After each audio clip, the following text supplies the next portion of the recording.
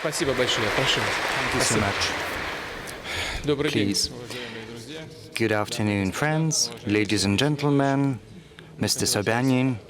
I would like to welcome you at your event, and it gives me pleasure. I'd like to welcome everyone at the capital of Russia, everyone who's come to attend the 8th International Urban Forum, which has become a tradition in Moscow, and rightly so. It is one of the most authoritative platforms to discuss the present day and the future of both our cities and the cities of the planet in general. I believe that is quite justified that this forum is held in Moscow, because Moscow itself today is a huge platform for creativity, for new ideas, for the implementation of architectural concepts. Our forum takes place in the park of Zaryadye, which brings together the cutting-edge achievements and solutions in urban planning and in the creation of social space. The concert hall that hosts our meeting today, in particular, quite deservedly can be called one of Europe's best. Zaryadye for us is the embodiment of an inextricable link between Russia's history and present, as well as our aspiration to preserve the legacy of our forefathers and to go forward further. Cities today play a key role in shaping the world development. They are the driving force of economic growth because they account for more than 80% of the world GDP. They give development to education, science, and culture, give birth to new knowledge and technologies. Cities now house more than half the Earth's population, and in Russia they account for 3/3 of our country's citizens. And according to forecasts in all countries, urbanization is going to develop at a rapid pace further. It is evident that those cities that fail to find a harmonious development model will inevitably encounter grave social issues and imbalances. They will lose in the competition for the quality of life, comfort, and safety of people. I am confident that a key to future cities' development lies in the harmony between technology and the environment, in freedom, and establishing great opportunities for citizens for their work, recreation, sports. They should be able to band together and to implement scientific, creative, social, and cultural projects together. Cities should make it comfortable for everyone, for children, for young people, for senior citizens, for those who have some restrictions in terms of their health. Everyone should be able to feel themselves a part of a single city community. Russia has already implemented a whole number of comprehensive development projects. I refer in particular to such well-known cities, not just in our country, but also throughout the world. Kazan, Sochi, Vladivostok, a number of other Russian citizens. Certainly, any change, refurbishment, renovation are accompanied by troubles, difficulties. Sometimes it implies stepping out of the comfort zone. And the city authorities sometimes come under harsh emotional criticism for temporary inconvenience related to the reconstruction of streets, the construction of roads and underground stations. Yes, sometimes assessments are justified, but to be honest, sometimes they're not justified. But there's something I'd like to draw your attention to. We have to listen to all of these opinions and views. And in this regard, I'd like to highlight that the mayor of Moscow, Sergei Sobyanin, has demonstrated a willingness to assume the responsibility to work consistently to engage in an open dialogue with Muscovites in the interests of the city and in the interests of its citizens. As we can see, Moscow today has truly become a trend center in quality and comfort of the city environment. It sets the standards for the development of today's megacities. Within a short time span, huge, if not magnificent changes have taken place here. We see the emergence of new social, business, cultural, residential areas. The infrastructure of public transport is becoming more convenient and affordable, from underground to buses to modern digital platforms for taxi. As I'm aware, the Moscow City authorities plan to continue with the program of developing a high-quality city environment. They'd like to rebuild the cozy comfort of Moscow streets and yards, and they want to make all Moscow's neighborhoods as comfortable as the historical center. And these are not just new facilities or the works to improve the city. The very change in the city environment brings about changes in the world outlook and how people feel, their mood. New impetus is given to creative industries, to services, small business enterprises. New high-demand jobs are being created. I'll go as far as to say that a cozy, friendly atmosphere of cities is capable of bringing down barriers and stereotypes because it builds trust and it changes the image of a whole country in the eyes of millions of people. And in this regard, I cannot but mention the World Cup that we've just held. The renovated squares and streets of our cities have become a symbol of attraction, of friendship, of communication of people who have come from all over the world. And Nikolsky Street in Moscow, as you're well aware, has been dubbed the main football street of the planet during the days of the World Cup, certainly.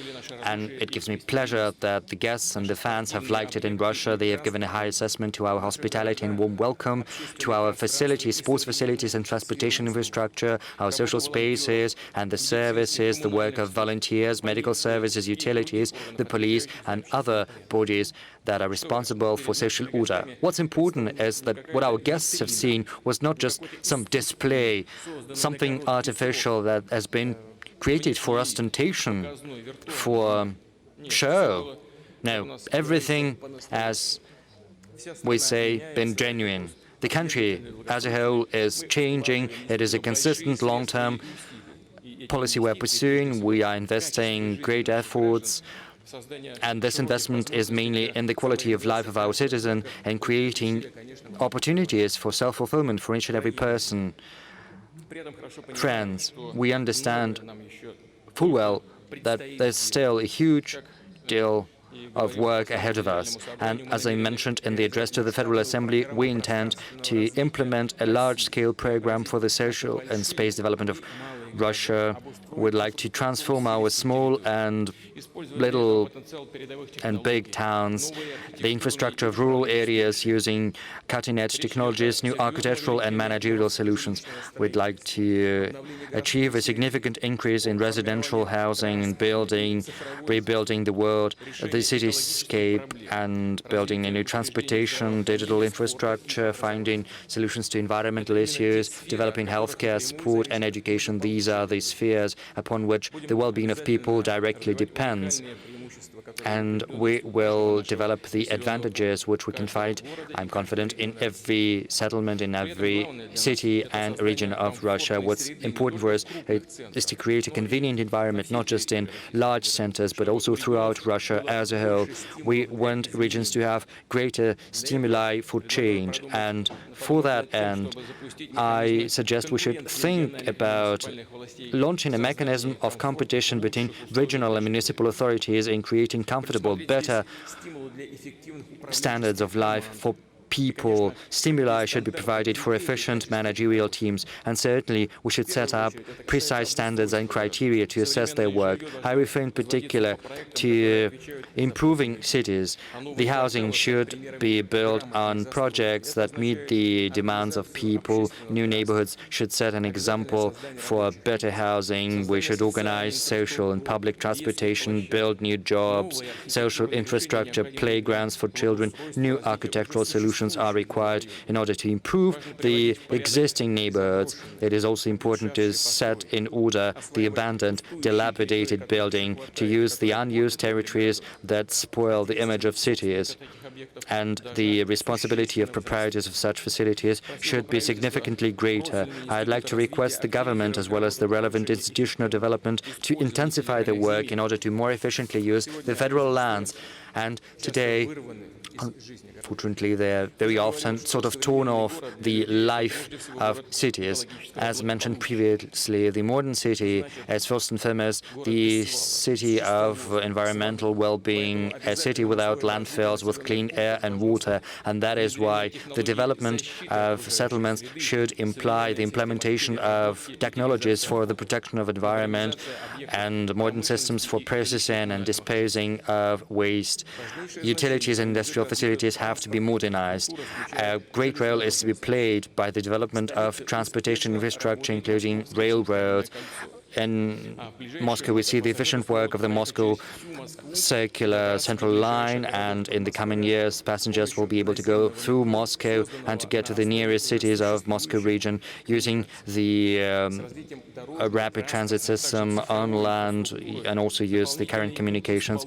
The development of roads, transportation, digital infrastructure, a new impetus is going to be given to small, medium-sized, and historical cities as well. The citizens have to be able to have access to all modern services. Our country has around 1,100 cities. Around 900 out of them are cities with less than 100,000 citizens, and the overwhelming share of them are cities with the number of population from 10 to 50,000, and they shape the unique historical and cultural image of Russia.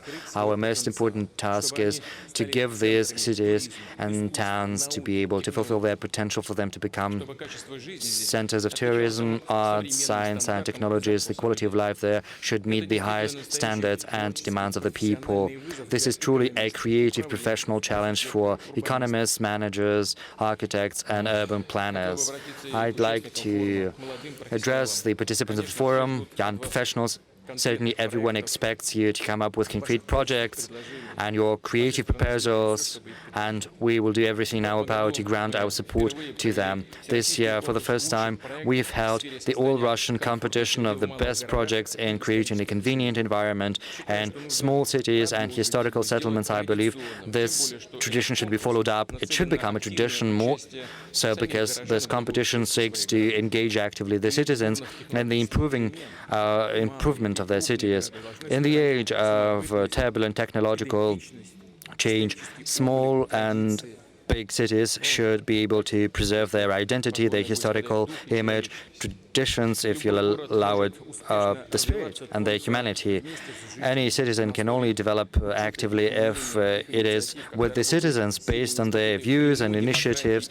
We need strong institutions of direct democracy and self-government, efficient mechanisms for communicating with the citizens. Today, active citizens, volunteers, non-commercial organizations are willing to assume the responsibility for finding solutions to many issues and improving the cityscape, in organizing tourism and sport and education and culture. They build the atmosphere of hospitality, of cordiality, mutual support, something the cities of today need so direly. And I'd like to avail myself of this opportunity to thank all the volunteers who've helped in organizing the World Cup. Certainly, we should also take advantage of the best experience of both Russian experience and the foreign experience in order to find solutions to the issues we're up against, to engage specialists in urban planning, economy, architecture, environment, transportation, ICTs, and the young generation should participate in building the cities of the future, people of all ages